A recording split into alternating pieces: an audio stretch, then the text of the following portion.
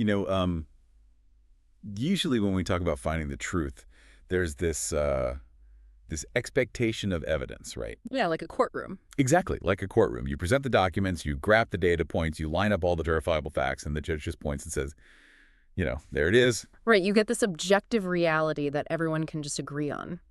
Yeah, whether they like it or not. Well, I mean, we rely on that structure pretty heavily. We want things to be measurable. We want them neatly categorized by logic because it provides this sense of stability in a totally chaotic world. It really does. Like when a rock falls or, I don't know, water boils at a specific temperature, we view those as foundational neutral truths. Right, but step into the world of philosophical spirituality, and, well, that courtroom is completely dismantled. Oh, totally torn down. Yeah, the definition of truth we are looking at today abandons the entire concept of objective external measurement. We are exploring this highly unconventional framework where truth is entirely internal, Subject. highly subjective, and based entirely on feeling.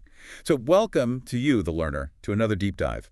Today, we are unpacking a deeply philosophical translated text from December 2020. Right, by an author named Schrufing. Yes, titled Truth is the Channel of God. And the mission of our deep dive today is to understand how this author builds an argument asking us to just completely abandon logic. Which is a tall order. It is. To ignore external information entirely and rely on pure emotion to navigate reality. Well, to set the parameters for our analysis here, it is important to establish some ground rules regarding this source material. Yeah, definitely. Because this text, it weaves together some pretty heavy spiritual concepts. It frequently mentions God, Satan, the greatest creator, and it references a lot of various religious traditions. Right, a lot of big names drop in this text. Yeah, so in analyzing this, we want to make it clear that we are not endorsing or validating or, promoting these specific spiritual beliefs. Absolutely not. We're just looking at the structure. Exactly. Our goal is to impartially explore the fascinating philosophical architecture the author has built. We're examining the mechanics of this framework, how it functions internally, and the arguments it presents about human consciousness. Basically, we are touring the architecture, just looking at the load-bearing walls of this philosophy. Right. And I promise you, by the end of this deep dive, you might look at a piece of fruit or a television news report, and even your own daily anxieties through a completely different lens. It really does reframe everything. It does. So the text opens with this massive foundational thesis. It states, the more truth you know, the closer you are to God. The more falsehoods you know, the closer you are to Satan. Which, on the surface, sounds like pretty standard religious dualism, right? Right. Very classic good versus evil. But the hook is how the author actually defines those two states. Yeah, the definition is where the author completely flips the script on how we process reality. Tell me about it. In this framework, truth and falsehood have absolutely nothing to do with empirical accuracy. The text argues that what makes people happy and joyous must be true. Wait, really? Just flat out, if it makes you happy, it's true. Exactly. And conversely, what makes people worried and painful must be false. Truth is entirely correlated with happiness, joy, delight, pleasure, and blessedness. Wow. While falsehood is directly correlated with trouble, pain, anxiety, sorrow, and fear. So the author is using emotional states as a literal real-time compass for reality. 100%. Because if we think about how we normally operate, we view facts as neutral events, right? And our emotional reaction to them is completely secondary. Right, like the fact happens and then you feel a certain way about it. Right. We think the stock market crashed, which is an objective truth, and therefore I'm anxious. But this text reverses that causality entirely. It does. It argues that if you are living in a state of fear or sorrow, you are, by definition, trapped in falsehoods. So your anxiety isn't a reaction to a bad truth. No, the anxiety itself is the proof that whatever you are focusing on is fundamentally a false illusion. That is just a radical departure from materialism. It really is. The text suggests that the ultimate divine reality, like the universe at its core, is inherently joyful and harmonious. Okay, so if you're not joyful, you're not in reality. Exactly. Any state of being that deviates from joy is a deviation from reality itself. I have to push back on this, though, because, as someone living in the physical world, my immediate reaction is to look at the bad things that are demonstrably real. Sure, the practical stuff. Right. Let's say you buy a house and you find out it has termites. The inspector literally shines a flashlight and shows you the chewed up A wood. very real, very physical problem. That is a physical truth. But that truth causes me immense anxiety, trouble, and pain. Mm. Is the text suggesting that the termite inspection is a falsehood? Well, Because if we just ignore the bad stuff and say ignorance is bliss, that sounds like a dangerous trap of, toxic positivity. okay, I see where you're going with that. But if we look closely at the architecture of the author's argument, it isn't denying that termites chew wood in the physical world. Okay, good. Because that would be absurd. Right. The distinction lies between biological facts and human-created narratives.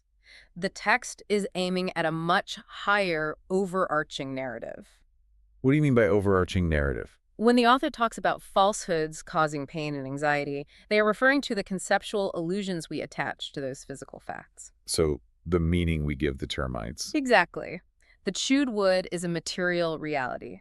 But the all-consuming anxiety, the fear of financial ruin, the stress about your social status if you lose the house, Oh, I see. yeah, that specific psychological suffering is born from a complex framework of human concepts. Okay, but let's take it a step further. Suppose I ignore the conceptual anxiety. I don't worry about the money. I just sit in the house, joyful and happy. Right. Eventually, the roof is going to cave in from termite damage and hit me on the head. Yes, it probably will. And I'm going to be in severe physical pain. Is the text really suggesting I should just smile as the roof collapses? Not exactly. The framework makes a really subtle but crucial distinction between biological nociception. No, it's affection. Yeah, the physical sensation of pain. The distinction is between that and psychological suffering. A roof falling on you causes physical damage, which is just a mechanism of nature. Right, gravity and wood rot. But the author's focus is on the chronic existential dread that plagues human consciousness. The anxiety you feel before the roof falls and the bitterness you feel after it falls. So it's about the mental looping. Right.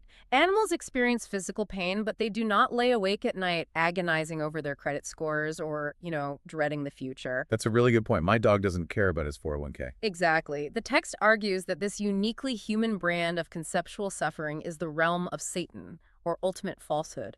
If you are agonizing over concepts, you have lost the plot of what is actually real. Okay, but if our physical brains evolved to keep us safe by constantly scanning for threats and generating this kind of anxiety, how on earth are we supposed to unlearn that? It's definitely not easy. Right. How do we find this joyous truth the author is talking about? Well, the text actually addresses this directly by outlining how we should, and more importantly, how we shouldn't consume information. The author provides a sweeping indictment of human knowledge systems. It is essentially a complete clearing of the intellectual table. Seriously, a total wipe.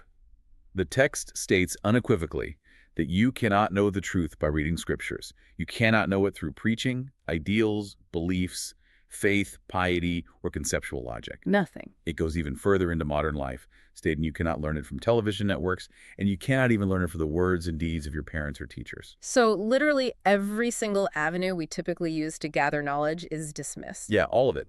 Why is the author so intensely against learning from society? Well, the author operates on the premise that the human world is completely shrouded in falsehoods. Because everyone is deeply embedded in these conceptual illusions, anything generated by human intellect is fundamentally compromised. So it's like a contaminated water supply. Exactly. Any reasoning, any media report, any inherited cultural wisdom is just another layer of the illusion. The specific word the translation uses is shackles. All concepts are shackles, barriers, and obstacles to finding the truth. Shackles, yeah. It paints a pretty bleak picture of human communication. It does. The argument is that the more concepts you absorb from human society, the further away you drift from real truth. And to illustrate this, the author uses an incredibly vivid analogy. Oh, this is my favorite part of the text. They compare the pursuit of truth to eating durian and stinky tofu. It is a highly effective, visceral metaphor for distinguishing between secondary information and primary experience. Yeah, if you're familiar with durian or stinky tofu, you know they have a notoriously pungent, overpowering smell. Very strong. The text argues that any description of these foods from the outside world is completely inadequate. You cannot know their real taste through explanation. You can only know it by tasting it yourself. Which makes perfect sense. It makes me think of online restaurant reviews. You could sit at home and read 100 one-star Yelp reviews describing the smell of stinky tofu in agonizing detail. Or read 100 five-star reviews defending its complex flavor profile. Right. You could even memorize the exact chemical compounds that produce the odor. But no matter how much data you gather, you haven't actually eaten the meal. You're just processing symbols. Exactly. You haven't experienced a single molecule of the reality of that food. Human logic and secondary information are completely useless compared to the direct experience of eating. The Yelp review analogy perfectly captures the neurological divide the author is pointing to here. Reading reviews engages the prefrontal cortex, the logic and language center of your brain. The part of the brain that loves shackles, apparently. Yeah, the part that processes symbols and concepts. But actually eating the food engages your sensory nervous system. It is a direct, unfiltered biological experience. So the author is essentially demanding that we stop trying to live our lives entirely within the prefrontal cortex. Precisely. And the text takes this a step further with a critical warning about the people writing those reviews of reality. It introduces a concept called the high-level falsehood. This is a pretty dangerous trap if you think about it. It really is, because it targets people who are actively trying to seek the truth. Right. The author warns that because society is completely saturated in falsehoods, the so-called truths spread by intellectuals, leaders, or media figures are just more sophisticated traps. So even if it sounds good, it could be toxic. Exactly. Even if someone is preaching a philosophy that sounds incredibly logical, deeply profound, or morally righteous, you have to look at their emotional state. Going back to the emotional compass. Yeah. If that person is not living in a state of pure divine joy, if they are rooted in human concepts and underlying anxieties, then their truth is just a more complex shackle. It's a matrix of high-level falsehoods. That's a great way to put it. Like, if a brilliantly logical political commentator or a renowned philosopher is secretly battling existential dread, the text argues that whatever system they are selling you is poisoned at the root. It's just spreading the anxiety virus. Yeah, if you listen to it and adopt their logic, you're just taking on a heavier set of chains. You cannot trust the news, you cannot trust logical frameworks, and you certainly can't trust the anxious experts who seem to have it all figured out. Which is why the author insists that the only reliable way to bypass human concepts is to turn to the physical reality of the natural world. So literally going outside and touching grass. Pretty much. The text advises readers to learn from the phenomena in nature, because nature does not deal in human concepts or anxieties. Right. A tree growing or a river flowing simply exists in a state of objective reality. Exactly. Completely free from the conceptual shackles of the prefrontal cortex. But this brings us to a glaring contradiction of the text. Oh, the speed bump. A massive speed bump. As I was tracing the architecture of this argument, I hit this wall. The text just spent all this time emphatically stating that scriptures, preachings, and human words are shackles that must be thrown out. Throw them all out. But then, almost immediately, the author writes that in terms of enlightening value, the most valuable words of mankind belong to Jesus Christ, Buddha Shakyamuni, and celestial Lao Tzu. It's quite the pivot. It's whiplash. The text explicitly directs the reader to go find the road to truth in the Bible, the Diamond Sutra, and the Tao Te Ching, literally calling them the most direct revelations. It creates an immediate tension in the philosophy, for sure. How can all scriptures be shackles while simultaneously these specific scriptures are the most direct revelations? Exactly the problem. Because reading the Tao Te Ching or the Bible is fundamentally an intellectual exercise. You're using words. Right. You are using your prefrontal cortex to process human language written by other people. How does the author reconcile telling us to throw away all human teachings, only to hand us 3 of the most heavily analyzed books in human history? To resolve this contradiction, we have to look at the mechanism of how these specific texts are intended to be engaged with, at least within this philosophical framework. Okay, so they aren't meant to be read like standard books. No, the author likely views these figures, Jesus, Buddha, Lao Tzu not, as philosophers constructing logical arguments, but as forces attempting to bypass human logic entirely. So they are using language to defeat language. Precisely. Think about the Tao Te Ching. It opens by famously stating that the Tao that can be told is not the eternal Tao. Oh, right. It immediately undermines its own words. Exactly. Or consider the parables of Jesus, or the paradoxical koans in Zen Buddhism, which heavily draws from the Diamond Sutra. Like, what is the sound of one hand clapping? Yes. These texts are not designed to build a neat, logical worldview. They are linguistic self-destruct mechanisms. Linguistic self-destruct mechanisms. That's a brilliant way to phrase it. They are designed to confuse the intellect, to frustrate the prefrontal cortex until it just gives up, forcing the reader into a state of direct feeling. So they aren't the Yelp reviews of the stinky tofu. No, they are a map pointing you directly toward the kitchen, demanding you drop the map once you arrive. Wow. Okay, that actually makes a lot of internal sense. They're tools meant to break the machinery of human concepts. Right. But what if you read the Tao Te Ching and you try looking at a river and your prefrontal cortex just keeps spinning? It happens to the best of us. You still feel anxious about your mortgage? You still feel dread about the news? The author actually includes a contingency plan for people who can't seem to break out of their own logic. Yeah, the text provides an emergency ripcord for those it describes as too stubborn to find the truth through nature or revelation. So if you are too stubbornly attached to your human logic, the fallback plan is radical surrender. Complete surrender. The author says that to rid yourself of trouble, pain, anxiety, and fear, you must simply let the greatest creator live in your heart, trust completely, and, this is the crucial instruction, go forward by following your feelings and the greatest driving force in your heart. Notice how it completely abandons all external instruction and falls back entirely on internal resonance. Yeah, it's the ultimate rejection of external authority. You aren't supposed to follow a plan or a societal expectation or a logical career path. You are instructed to submit entirely to your deepest internal driving force. Just trusting that this inner feeling is the literal channel to divine truth. Which brings us to the final and perhaps the most challenging mandate of this entire philosophy. Oh boy, yeah. It is a concept of being true to yourself is also facing the truth. Do not deceive yourself. Nothing about you has anything to do with others. That is an incredibly heavy, uncompromising statement. Nothing about you has anything to do with others. It leaves zero room for excuses. Seriously, think about the implications of that in our daily lives. Imagine you are sitting in gridlock traffic. My absolute nightmare. Right. You are going to be late for a crucial meeting. Your heart rate is spiking, your palms are sweating, and you are furious. Standard Tuesday morning. And what do? You blame the city planners for terrible infrastructure, you blame the driver in front of you for moving too slowly, and you blame your boss for scheduling the meeting at a terrible time. Naturally. You are attributing all of your physical and emotional stress to external factors. But the text is shutting that entire mental process down. Hard stop. It states point blank that if you believe your circumstances and your internal state are caused by others, you are living in falsehood. If we map the psychological mechanism of what happens when you blame the traffic or your boss, it aligns perfectly with the author's definition of falsehood. How so? Well, when you externalize the blame, you externalize your locus of control. You are telling your brain, I am powerless in this situation. My well-being is dictated by the city planners and my boss.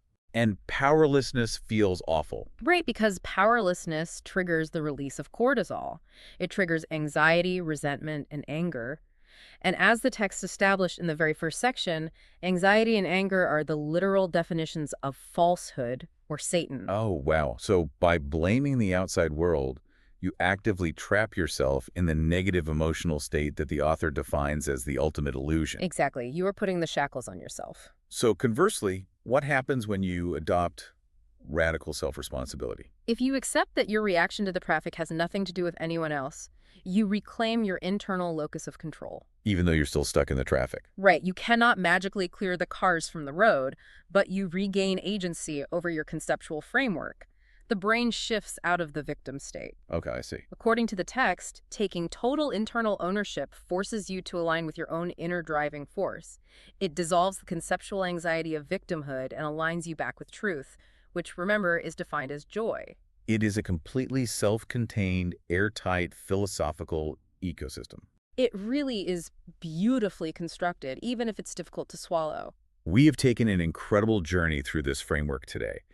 We started with the mind-bending premise that truth isn't found in empirical data or facts, but is strictly defined by the emotional state of joy, while falsehood is defined by pain and anxiety. A total paradigm shift. Then we explored the stinky tofu trap, analyzing how reading Yelp reviews of reality, absorbing the news, logical systems, and secondhand knowledge, keeps our prefrontal cortex trapped in high-level falsehoods. We unpack the mechanism of using specific ancient scriptures not as logical textbooks, but as tools to short-circuit our human intellect. And finally, we looked at how adopting radical self-responsibility shifts our locus of control, banishing the anxiety of victimhood entirely. It is a framework that demands a rigorous reevaluation of how we interact with every piece of information we encounter and how we interpret our own emotional reactions to the world. So to you listening right now, I want to challenge you to audit your own daily information intake. Look at the input. Yeah, look at the news alerts you read, the social Wow. media feeds you scroll through, the conceptual arguments you engage with every single day. Look at the emotional state of the people delivering that information. Are they joyful? Right. Are those inputs bringing you clarity, happiness, and sense of joy? Or, operating under the logic of this text, are they high-level falsehoods designed by anxious people, keeping you trapped in a perpetual state of fear? It's a great exercise. It is a fascinating lens to apply the next time you feel your stress levels rising over a societal debate. But the architecture of this philosophy does raise one final lingering question that I want to leave you to mull over. Ooh, all right. Let's hear it. If we follow this text to its absolute logical conclusion, well, if ultimate truth can only be verified by your own internal feelings of joy, and if all external human concepts, communications, and logic are fundamentally flawed traps, does a shared objective reality even exist at all? Or are we all meant to be entirely isolated tasters of our own spiritual durian, walking around in the same physical space, but fundamentally unable to ever truly communicate the real truth to one another? Man, that is a fascinating, almost solipsistic dilemma. If the courtroom of objective facts is permanently closed and human language is just a shackle, then maybe we are all just our own judges, unable to share the verdict. Something to chew on. Definitely. Well, thank you for joining us on this exploration today. We hope taking apart this philosophical framework sparks some new ways of processing the world around you. Keep learning, keep questioning your inputs, and we will catch you on the next deep dive.